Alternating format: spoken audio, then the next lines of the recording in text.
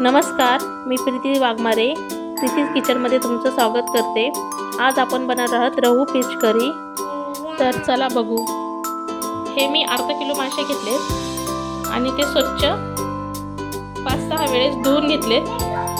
तुम्ही बघू शकता त्याच्या आतमधली सगळी घाण काढून घ्यायची। माशाला चांगलं मीठ, हळद, मिरची पावडर आणि अर्धा लिंबाचा रस लावून चांगलं चोळून घ्यायचं।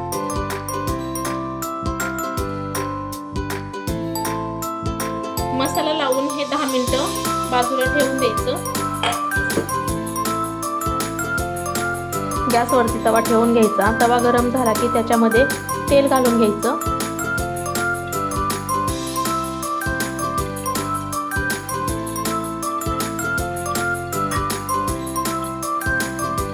तेल चांगलं गरम झालं की त्याच्यामध्ये मॅरिनेट केलेले मासे तळून घ्यायचे।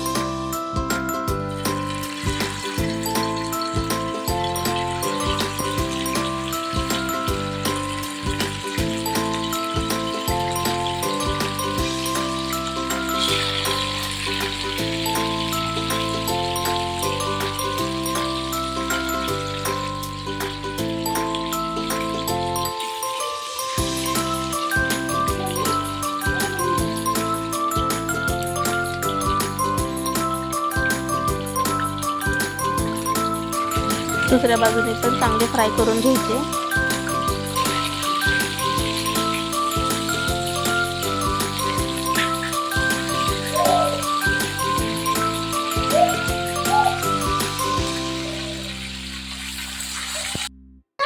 अशाच प्रकारे सर्व फिश फ्राय करून घ्या। तुम्ही बघू शकता किती छान फ्राय झाले। तळून घेतलेले फिश कढीमध्ये खूप छान लागतात। मासे बनवण्यासाठी लागणारं साहित्य: 2 बारीक चिरून घेतलेले टमाटर, 1 उभा चिरून घेतलेला कांदा, अर्धा वाटी खोबरं, कोथिंबीर, 2 हिरवी मिरची, अर्धा इंच आलं, 7-8 लसणाच्या पाकळ्या आणि कोकम। हे सर्व साहित्य मिक्सरच्या भांड्यामध्ये काढून घ्यायचं आणि त्याची बारीक पेस्ट करून घ्यायची। अशा प्रकारे बारीक वाटून घ्यायचं। तुम्ही बघू शकता। गॅसवरती कढई ठेवून घ्यायची, त्याच्यामध्ये तेल घालून घ्यायचं। तेल चांगलं गरम झालं की त्यामध्ये मसाला घालून घ्यायचा। मसाला चांगला फ्राय करायचा। मसाला फ्राय झाला की त्याच्यामध्ये मिरची पावडर, धना पावडर आणि थोडीशी हळद घालून ते चांगलं मिक्स करून घ्यायचं।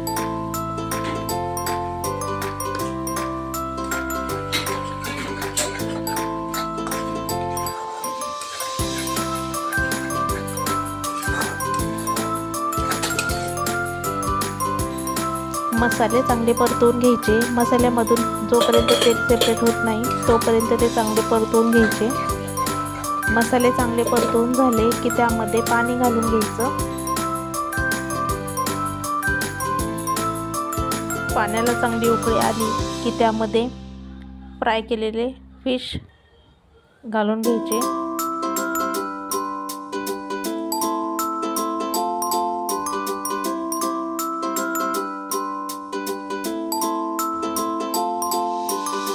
आणि ते मीडियम टू लो गॅसवरती चांगले 5-7 मिनिटं शिजवून घ्यायचे आणि त्यामध्ये कोकम घालून घ्यायचं। तर चला, आपली खाण्यासाठी तयार आहे फिश करी। तुम्हाला माझी रेसिपी कशी वाटली नक्की कमेंटमध्ये सांगा। माझी रेसिपी तुम्हाला आवडली असेल तर लाईक करा, शेअर करा, सबस्क्राईब करा आणि बेल आयकॉन दाबा। तर चला, असंच भेटू नवीन रेसिपीमध्ये। तोपर्यंत बाय, टेक केअर, धन्यवाद।